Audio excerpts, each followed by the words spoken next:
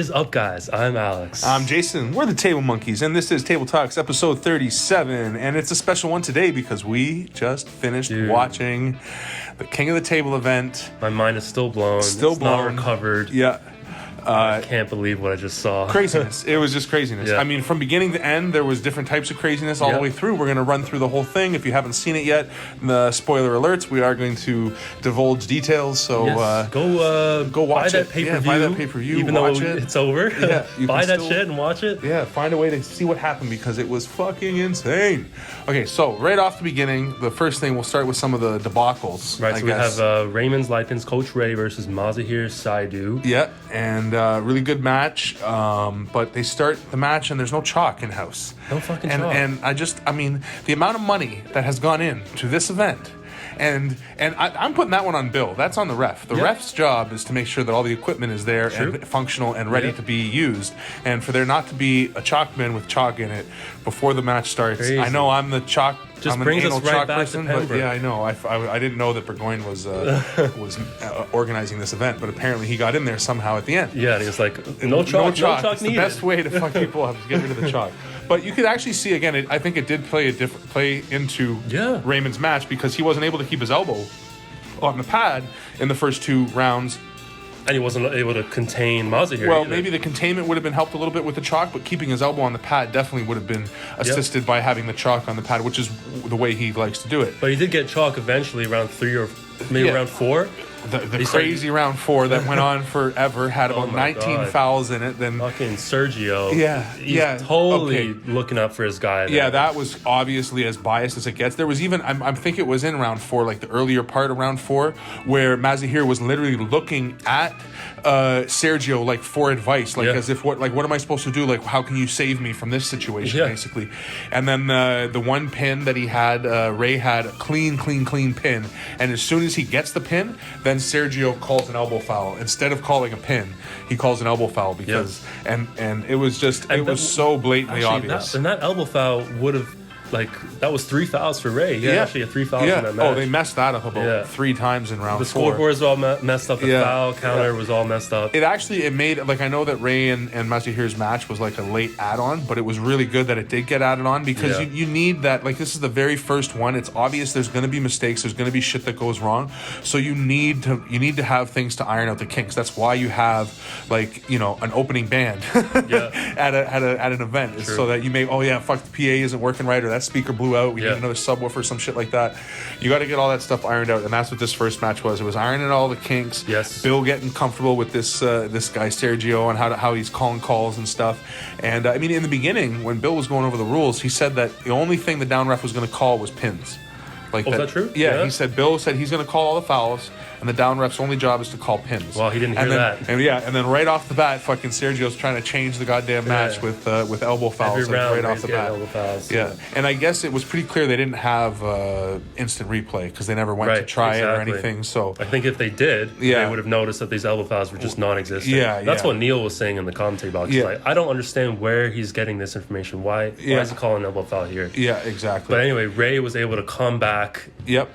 Get the next 4 rounds and win 7-4 or 4-3. Once he got a stop on Mazahir, that was it. Mazahir didn't get through one more time. And it took Ray a little bit to slow him down, and maybe the chalk did play a factor. Maybe he would have been able to slow him down quicker if he could have kept his elbow on the pad and kept himself tighter to his body. But either way, it turned out to be an exciting match, and even with all the bullshit, which is a little bit upsetting, but again, being the very first one, it is forgivable because by the end of it, everything was pretty ironed out, except for the guy doing the scoreboard. He was obviously not aware of how the rules worked, but it worked out in the end. They got them right. The better man won in that match. For sure. Ray definitely deserved that win. Yeah, and he did.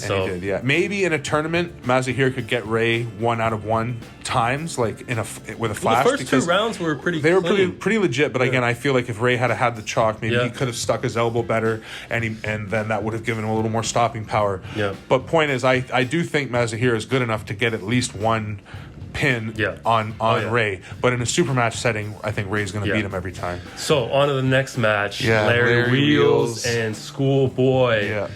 Man, first of all, let's start with Larry. Larry looked a lot better. Larry has definitely figured out some new things about arm wrestling. He's definitely gotten better at arm wrestling, but unfortunately, Schoolboy looked a lot better too. Schoolboy is just levels and levels ahead of him. He's not only levels and levels ahead of him, he's clearly leveled up since the last time he pulled with Larry. Or how much did he weigh in again? He weighed in at 275 or 277. He's a fucking super heavyweight. He's 6'5", massive, monster, massive kid. Like, I know he's still got that baby face going, which is hilarious, but he's a beefy boy. Yeah. And that flash pin in round 3 or 4 was it was lightning fast. Like he just in slow motion. It was fast as shit. Like, it was hard to see what he did in slow motion. He put on a clinic. Yeah. Larry had really no access to any of his power. He got into a hook one time when Schoolboy let him, but even still... I think that was the round that Larry got tweaked. Like, he let him get into his power, right. He let Larry pull him over a bit, and then he brought him over, and Larry kept trying to stop, and then he tweaked his arm a bit. Yeah. It was either that round or the next one where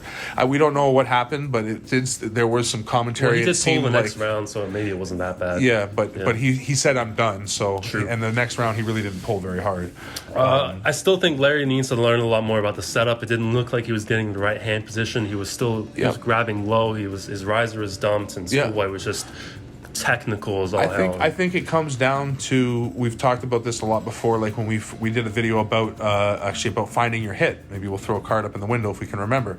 But the point is, with that video, what we talked about was you really have to find your move, like your lane. You need to find it from beginning to end. What is the move you like to do? And then once you know that, you learn every single inch of it. What is it you need all the way through? Where does your foot need to be? Where's your hip need to be? What does it mean if they grab you high, if they grab you low, if they're coming in, if they're going out? What does that change about your move? All those things about your move, so that no matter what, you know what it is you want and what you need in each match. Mm-hmm. And you don't get that without A, having lots of matches, right, and B, like practicing enough that you learn your move. Like, right. So Larry's this is his first real match. He's been in the game for maybe a year. Yeah. One thing happened to Scott Mendelson. I remember there's a video of Devin talking about this from a few years ago, where he was like, I think with Scott, we just threw him into the wolves way too early. Like, he might have had some serious potential, but he started going to like top level tournaments and pulling guys like Michael Todd and Travis Bagent right off the bat, and getting a weird win here or there, or like getting a pin on them and then saying that he got screwed and this and that. But the point is, he just went in way over his head. I think that's happening here with Larry. I think this was more for social media. Yeah. But I'm saying, I hope that Larry doesn't do that. I know he's got a league now, so he can throw matches and stuff. Yeah. But he should be either picking people lower down on the totem pole that he can actually beat, like good arm wrestlers who just aren't anywhere near him in strength, so that it's a bit of a match. Yeah. And then the main thing is, he's just got to have more, like we know from doing it ourselves, more setups with an actual ref. Yep. A practice match is still not a real match. You need to be going against somebody who you know is trying to beat you, and you need to be going with a ref who is like neutral enough, or not favoring anybody, and not there just to let you pull, like there to make you follow the rules, because that's how you learn how to do the setups, like you're saying. Exactly. Know? Well, he needs to come back to the U.S. and start getting in some tournaments, because there's nothing going on in Dubai except his own promotion. But congratulations to Larry. He still did way better than the last time, even though it was still 6-0. Yeah. But moving on to the main event. Yep. Holy shit. What in the double fuck? Who was expecting this? Just happened. I mean, I don't even think Devin was expecting this. Like, he looked surprised. No, the domination that he showed, and Michael says this was the absolute best version of himself. Oh yeah, clear. And Dennis didn't make Michael look this. Pushkar didn't make Michael look like this. Nobody has ever made Michael look like this since he's been a dominant Kings mover. He just completely owned Michael's hand, every position, his arm, in every position. Yeah. When like, probably one of the most impressive parts. I mean, you could analyze almost every 30 seconds individually and go about how that's probably the most impressive parts, and we might at some point. But when he caught his press. Yeah. He could tell, everybody could tell Michael was coming in for a press. I think Devin could tell, and he just wasn't going to say anything so that Mike didn't get scared of it. Yeah. And he ran right into it, and Devin just fucking caught it and just fucking sat there with him. Oh my God. Like, Mike didn't barely move them off center the entire match. I don't think that was the only time, and it went straight into defensive hook. Yeah. It was insane. Clinical. Absolute clinic. The domination that he showed was mind-boggling. Yeah, really so now was. you feel a little bit better now, like knowing how strong he actually is, Exactly. you know. And so we'll let you in on some secrets. We didn't know about the weight. It was a little higher than he was saying. We'll find the clips because we have them in the archives, and we'll put out some clips next week of some of his talk from that BAL when he blew my bicep. He was 275 that day. Yeah. He was talking about being almost 300 once he got there. All sloshy and shit. And just talking about how fucking strong and his left was, and everything. Like, everything about him that day was stupid strong, you know? Yeah. Like, even Bolzan went up to him, was like, yo, you feel unbelievable, like way stronger than you did last summer when I pulled you, blah, blah, blah, Yeah. right? And he's on a totally different level right now, and he proved it tonight. That was insane. Round one, he fucking catches that King's move hit just at the top of the table, and Mike completely, his hand was completely gone. No riser, no pronation. He was already just completely turned over. No, and that was it. Like Devin said, it was going to come down to the riser, right? And in that first round, you saw it right there. He ran right into a wall, and you're right. Mike lost his riser. He lost everything. Yep. And it was insane. At that one point where he was telling him, come in and break your arm, you know? Yeah. Anyway, we're going to review the whole thing because I'm sure there's going to be footage of it. But,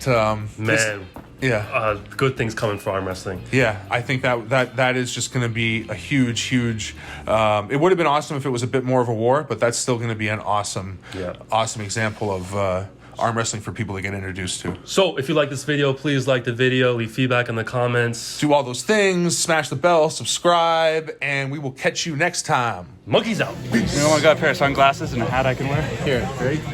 Uh-oh. Yeah. Flip. Uh-oh. Because you let me have everything. You did one run after, so. You're also fucking idiot. Okay, you're upset. Practice with people.